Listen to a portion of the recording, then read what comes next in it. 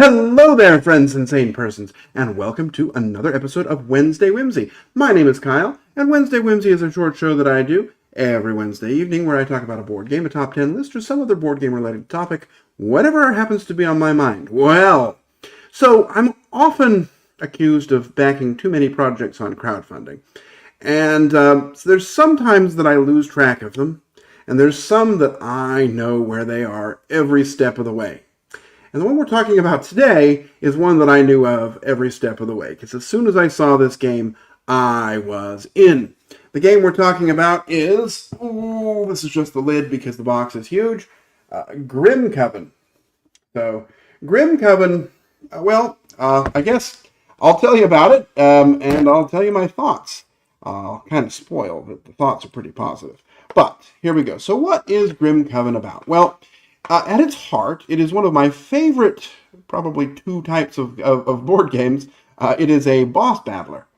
You are going to be, you're a hunter, you're a team of hunters, and you are fighting against some sort of it's called a grief bound, but it's basically a boss. And it's some sort of a big monster, and your goal is to hit it and take it down, and sort of whittle down its health until it changes form into its final form, and then you're going to fight it head to head and try and knock it out. You are a character. You don't really have a name. You have a role, like there's a gunslinger or a technomancer. But you are just sort of in there. You start out, and you're going to slowly upgrade yourself and fight and do lots of different things. If you successfully beat the grief bound by before the end of a number of rounds, which is, in all the scenarios I've played, 8, then you win. If somebody gets knocked out, killed, then you lose, or if you run out of time, you lose. So that's kind of that's what it's about. So how does it work? Now I should mention, I guess this is more like what is it about, but it's really, without saying the words, this game is really a Bloodborne style game. So if you've ever played the video game Bloodborne, which is my number one video game of all time, it's very much a brutal fantasy world that's dark, and you are just hacking and slashing your way through things. Anyway, so back to how it works. Well, here, let's see if we can share some pictures. Let's hope. Here we go. Here are some pictures. This is the boss board. And so you'll see on the boss board, you've got kind of the boss's name. And it's actually quite nice. It has these standees that don't do anything in the game, but they help you keep track of the order in which you resolve things when you get into the boss phase. So you'll do the event first, then you'll activate a minion, then there's an elite enemy, then the boss itself will attack, and then there's some sort of a track that's going to circle around that's going to activate other special boss abilities. So that's the boss phase, but that's not what we're here for. We're here for the hunter phase. So the core mechanism of this game is going to be a kind of a dice allocation. So you have, I hope these are showing up. Yeah, they are. So you're going to roll a certain number of dice. Your weapons are going to give you a certain number of dice. You're going to roll them, and then you're going to allocate them to different types of special abilities. For example, this is a movement die. It's useful to go here in the sprint, which lets you do some movement. Anything can go into run. Cleanse is this magic symbol. And then you also have your armor and weapons that are going to give you extra actions that you can do. For example, putting a dagger on this rifle here is going to let you do a damage within range 2 and line of sight.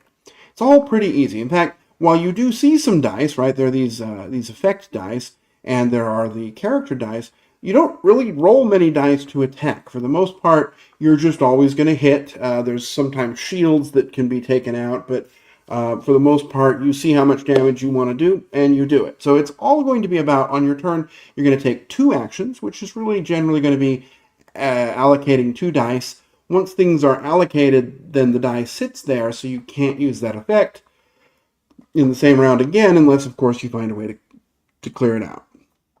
After you've done that, you do your 2 actions, your other players will go, it comes back to you, you do 2 actions. If ever you can't do 2 actions on your turn, you can take 1 and then pass, or 0 and pass, and once you pass, you're out for the round. Once everybody's passed, you're going to go through that boss phase, the enemy phase that I talked about a minute ago, where you're going to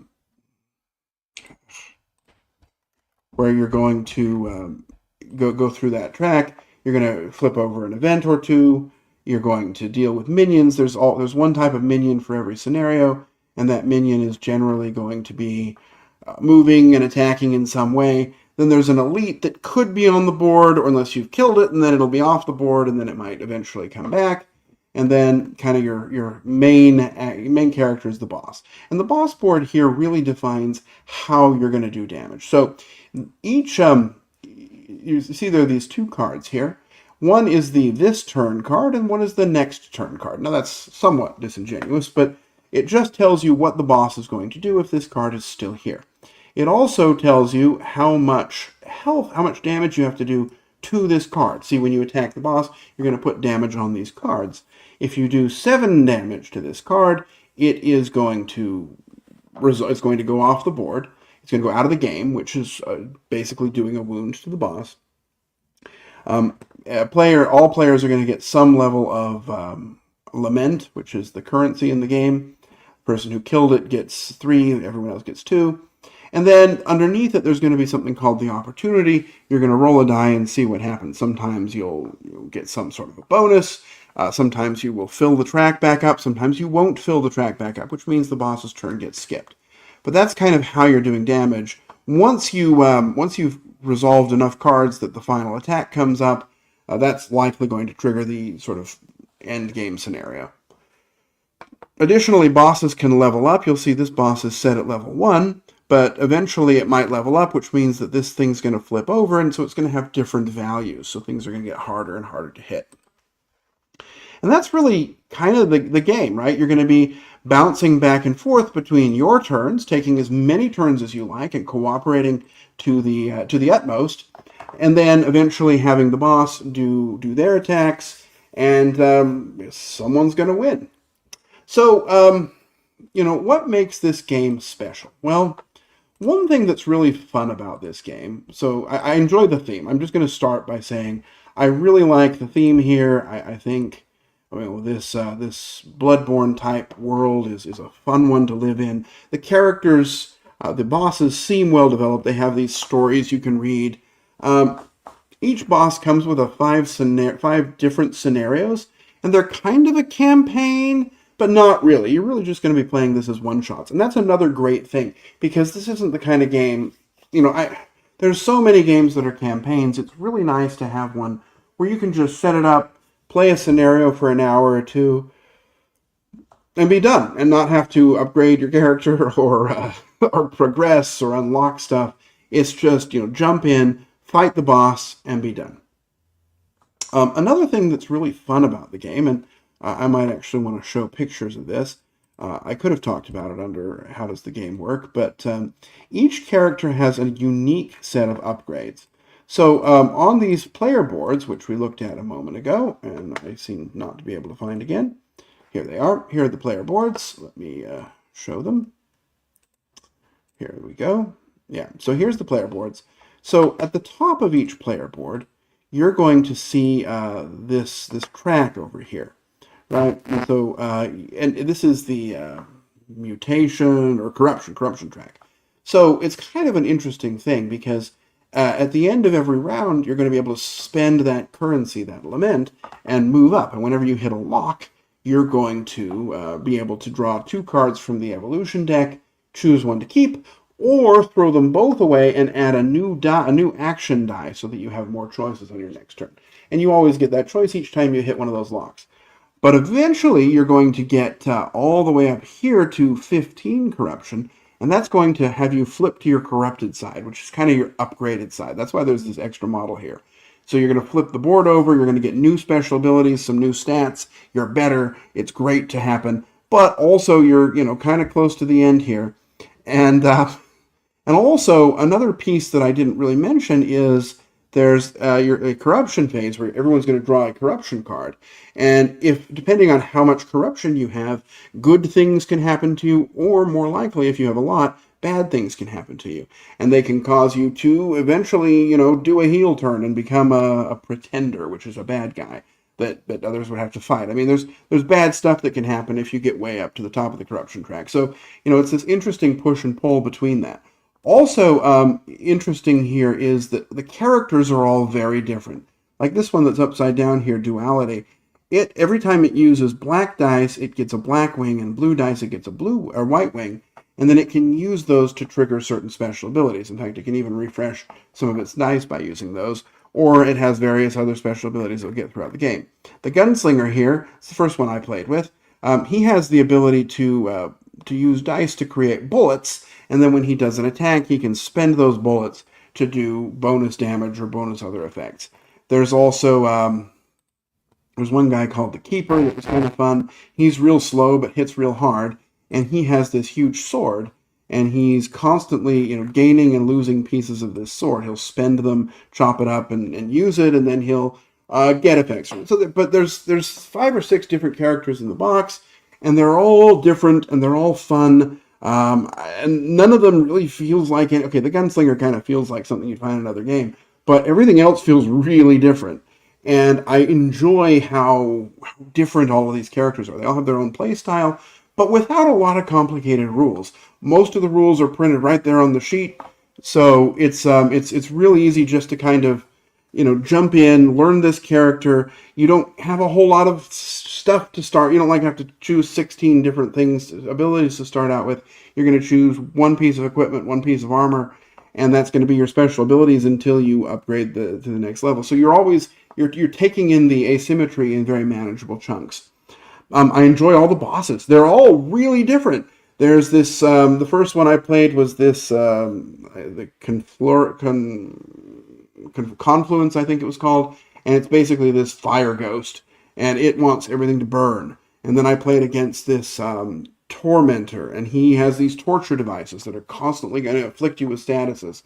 There's just a bunch of different characters. There's this thing that devours you, and you get stuck in its stomach, and you have to punch your way out.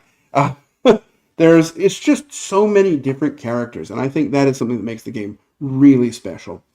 Rules-wise, it is not that complicated. There's a big rule book, and there's a big learning curve, but it's manageable. And I think this is asymmetry done really well. I already mentioned that, but it's so easy to get into and a lot of fun. And I think that's really the most important thing, is this game is just so much fun to play. I really like it. It's the kind of game that I would set up and play all day. In fact, that's what I did on Saturday. I would have done it on Sunday too, except I had somebody else want to come over and play unmatched, so I had to put it away. But, too many people to play games. But it's just such a fun game to play, and it doesn't feel like anything else. So where's the but? Well, this game is not perfect. There's really 2 issues that I have with the game. The first is it is a huge pain to set up and take down. It takes a long time to set this game up. You've got to, set up these decks, find all the tiles, and make the player board. I really wish, you think of something like Oathsworn that just has kind of simple terrain. It's not like most of the terrain does that much. I just really wish, and sometimes it does, and there are special effects and things, so I guess I understand why it's that way, but it's just really a pain to set up and put away. It's also a pain to store. It does not fit in the box very well, even though the box is huge. That's thing number 1. Thing number 2 is that for as much strategy and choice as you have in this game, there are some aspects that are very random. And by that, I really refer to, the drawing of events. Well, that's not such a big deal. But what really is interesting is when you're in the boss's final phase, when you knock him out, you then roll a die and see if it respawns.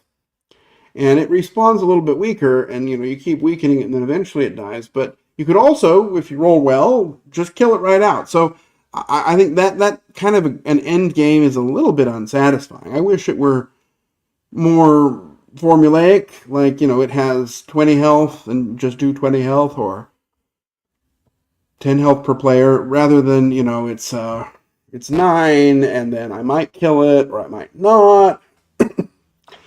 Similar to that, the elite enemies, when you kill them, you roll a die, and either they're eliminated outright, or you sort of put them on a cooldown track for a couple of rounds, and that's a very different result. And I wish that part, that randomness feels kind of odd. Also, when you're drawing your upgrades, I wish you could. There's like several copies of each one in the deck, so you're getting them in a random order. I honestly just wish you had, 10 upgrades, and you could just pick one. Because, that lets you feel like you have a little bit more control. But, so a little bit of randomness and a bit of setup. Also, like I mentioned, this is a big game. It's going to take a long time to play and to learn. But other than that, that's what I have. Those are the butts. So where's my final rating? Well, I mean, this game is almost a 10 for me. I do, of course, think 10s are supposed to be more rare. So this one is a very high 9. And that's because, I guess, some of the randomness and the setup kind of claw it down just that little half of a step. I mean, but I would say it's probably a 9.9. I just don't like to round. So it is very, very much loved by me. I can see myself playing this game for a long time. I can see this definitely in my top 10 of the year. It's probably going to show up at the quarterly countdown here in a couple months.